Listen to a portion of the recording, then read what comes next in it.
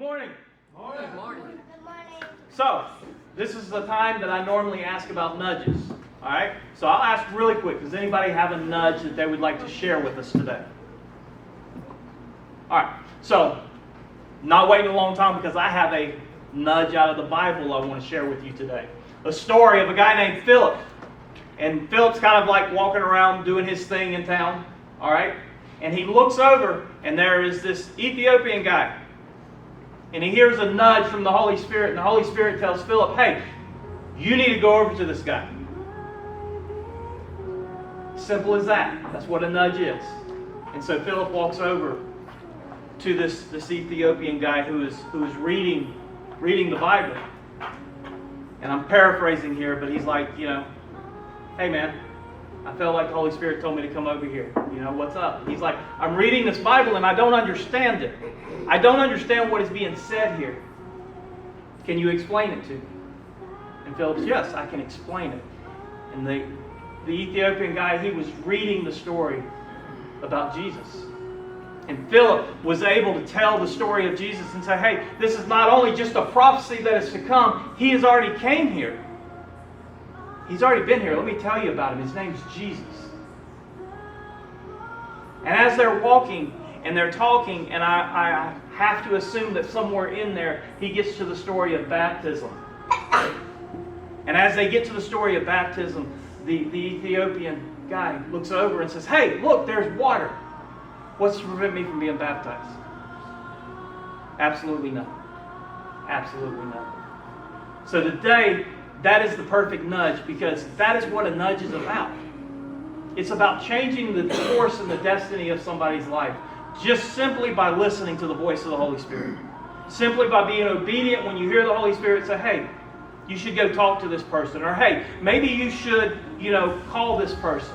Or maybe you should knock on the door of this house and just see if they need help.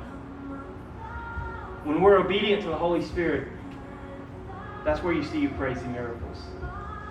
And so today, obviously, we're having a baptism. And what a baptism is I liken it to a wedding. We just had a wedding here last weekend. And two people can go to the justice of the peace and they can get married. And they are legally married. And they can go about their life and nobody ever knows they're married. And eventually people start to talk and they're like, hey, are they married? Did they get married? Do you know?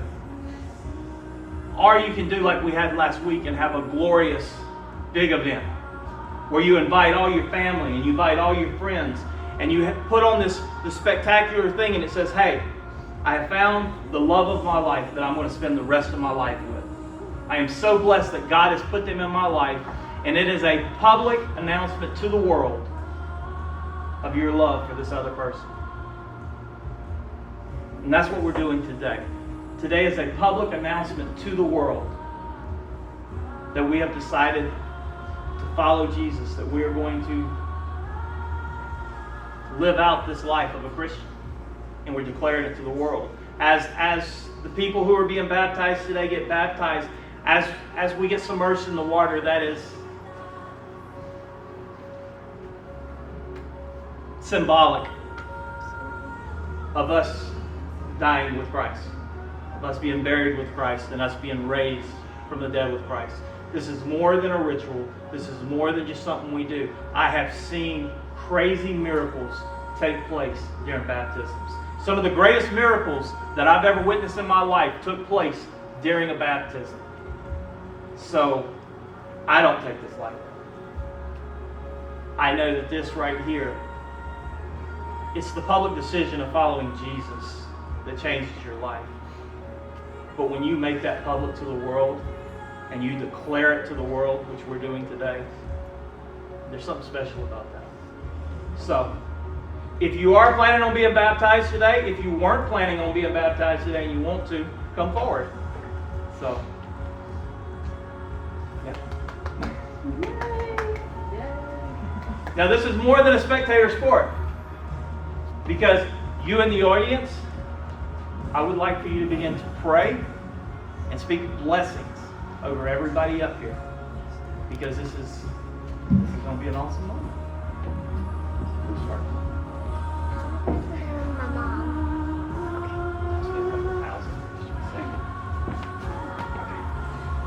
think it's warm-ish. Yeah, it's not bad.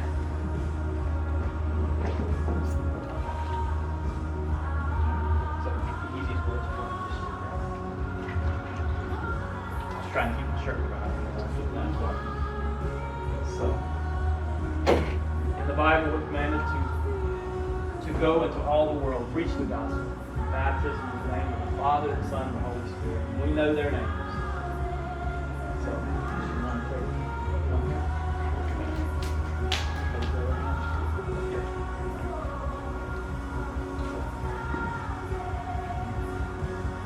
in the name of Yahweh, Yeshua, and the Holy Spirit.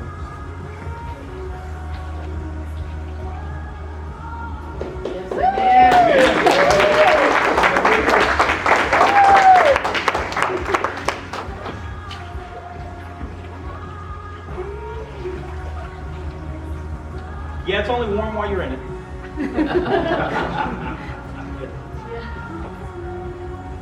Bitter.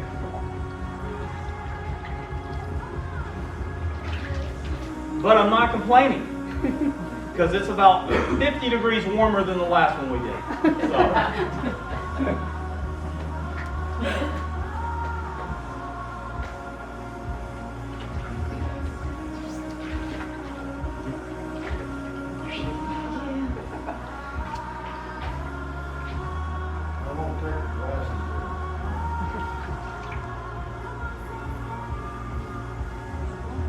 Now you're blind. So, believing for great things for these two women.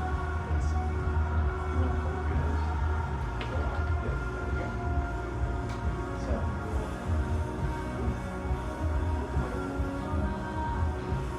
in the name of Yahweh, Yeshua, and Holy